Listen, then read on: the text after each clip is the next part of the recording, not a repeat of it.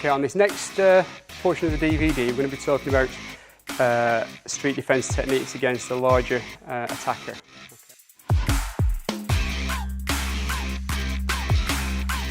Okay, I want to introduce Mark. Okay, he's one of my friends and colleagues, and basically he's kindly volunteered to take part in the next portion of this DVD. Obviously, dealing with somebody who's a lot taller, okay, or a lot bigger than you, theoretically is more difficult, but actually in reality with the iron palm training that you've developed in Module 1 and the other techniques that we've talked about in Module 2, we've basically got a lot of devastating techniques that you can do. All right. The first one we're going to deal with is from a stranglehold or a grab. So we're going to break it down first, okay, show you slowly, and then I'm going to show you at real time as well. Okay. And you'll find that again, the fact that somebody's taller shouldn't make a difference. There may be a difference in reach, but from a point of view of making your self-defense techniques work using the iron palm system, it shouldn't make any difference at all. So we're going to start off first. Okay, I'm just going to talk about the point first that we're going to go for. If you remember, when we looked at the iron palm conditioning that we did in Module 1, we looked at training the hand, striking the bag and doing the grip training that we did. And then also in the second part of that, we looked at doing the thrusting fingers into the beans and working on the grip training. So this next technique, we're going to basically target the point using the fingertips, primarily anyway. Okay. When we did the second module, we talked about striking surfaces. Again, we talked about the fingertips and the gripping method. All right. And remember that you grab with the tips of the fingers, not the pad of the fingers. Okay. And whenever you squeeze, make sure obviously it's a good, firm technique. Remember also that to deliver the technique, it's not just about strength. It's about using that breathing. Okay.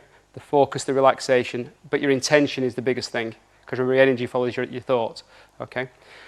When we went on to the point selection, if you remember, I said about one of my favourite points that I like to go for is just off the side of the clavicle. Okay.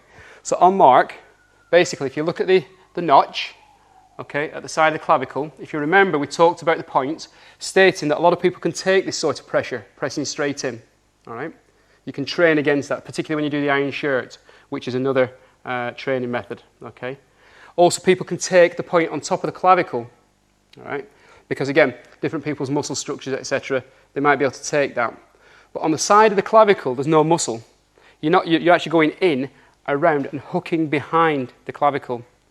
If you remember back in Module 2, on the one where we did point selection, I demonstrated on Gary the same point, just illustrating the function, if you like, of that point. And what we're doing now is putting it into a street application. Okay. So again, remembering, straight into the point, you would press in with the fingers relatively firmly to get enough depth to come back against the collarbone. So in effect, your fingers are going in, behind the collarbone, hooking back. Okay. I'm going to break the technique down a little bit now, explain a little bit about it from both angles, and I'll explain why we do certain things, okay, within the technique, and then obviously we'll do it properly. All right. So basically what we're going to do is we're going to deal with a strangle. So if Mark strangles me, okay. So first of all, you can see he's obviously got a good grip. Okay, his hands are well and truly around my neck. All right. What I'm going to do for the minute, just to illustrate, okay, so you can see the point, I'm going to get Mark just to drop this arm, although when we do it, we're doing a two-handed strangle.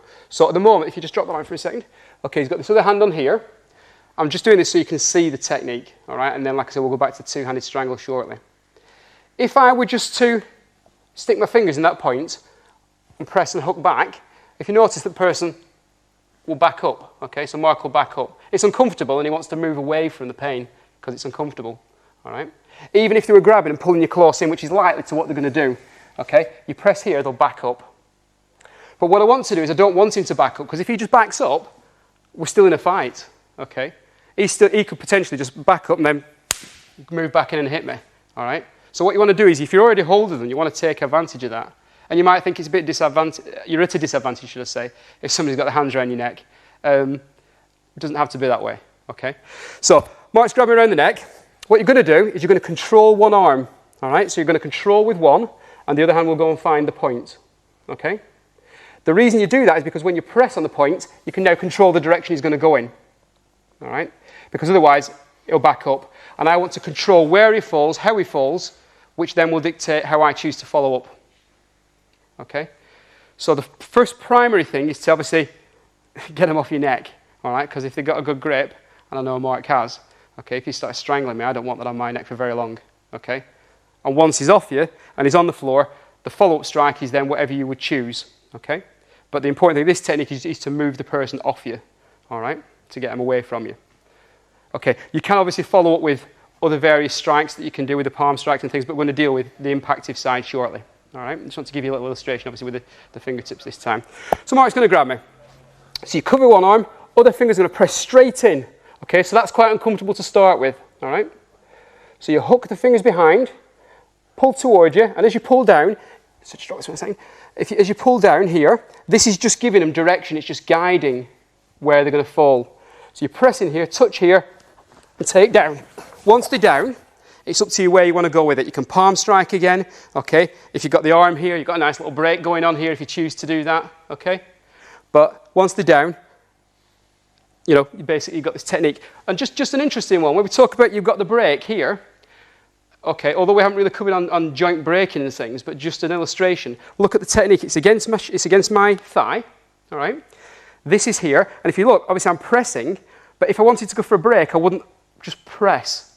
What I'd do is do like you do on the iron palm training, okay? First module, first CD, relax. How we drop the hand on the iron palm bag, okay? It would be here, and it will be through, and just take the elbow right out, okay? So we're not going to necessarily cover that now. Let's just give you an explanation because that's how Mark fell. So I'm going to show you again, then show you from the opposite angle, and then I'll do it, okay, at proper speed. Okay, thank you. So one more time, we'll do it with a single arm, just so you can see, okay? So from here in, you drive into the target, so you would thrust the fingers in, okay? Again, that might do it in itself, but we're going in and hook back. And as you hook back, they'll fall. Depending how they fall and where they fall, it might be that I come into here and shuffle in and palm strike here, all right? Elbow again is there. If it's exposed, just and take that elbow out, all right? Because let's face it, if somebody's strangling you, they may need to do some damage, okay? It's not like somebody just throwing a punch. All right, somebody's strangling you, they mean to cause you some serious harm. So that could very well be justified. Okay? Show you from the opposite angle. So again, the strangling, thrust the fingers in. It's okay, we'll do it on this side this time. Just drop this arm again. So you can see from the opposite side. This is controlling the arm. And it's controlling about, remember we talked in the points DVD, lung 5, right in the crease of the elbow. Place your hand there, or if you choose, you can curl your fingers into there, and that'll give them some movement as well. So this combined with this, it's your choice. Either rest your hand there, that works, or if you want to add that extra grip, dig in and touch here. Press in, hook behind, that and that, send them down. Strike if you need to do, arm if you need to do, okay, and you've got the technique, all right? So, I'll take it back to here. And we'll do it with both hands strangling this time. Okay, so people are either going to grab this way, or they might even pull you in close, obviously to come with headbutt and something like that. Interestingly, if they grab you and strangle you, and they want to headbutt you, jabbing the fingers in here will prevent that. Okay? Okay, so that's another thing to think about. If they're grabbing you, and it's not the neck, for example, if somebody grabs you, they're going to do something, all right? They're either going to continue with the strangle and headbutt, or whatever. This works equally as well, whether they're grabbing your jacket, whether they're grabbing your neck, but I've chosen the one with the strangle because obviously it's a more serious attack. So they grab in, so grabbing in, okay, put the pressure on, put it on, okay, touch, okay, snap, okay, here.